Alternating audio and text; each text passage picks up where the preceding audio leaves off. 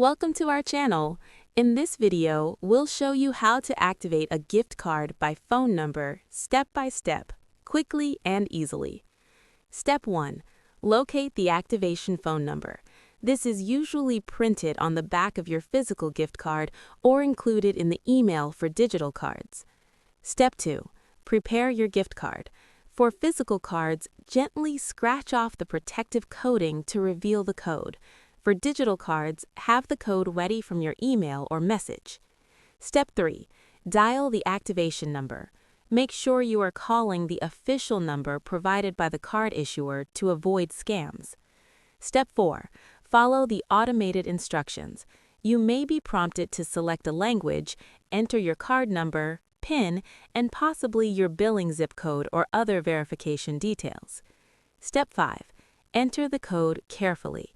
Input your card number and PIN exactly as shown. Mistyped numbers can prevent activation. Step 6. Confirm activation. The automated system will notify you if the card has been successfully activated. Some systems may also provide your card balance. Step 7. Keep your gift card and confirmation details safe. You can now use the activated card for purchases online or in store according to its terms. That's it.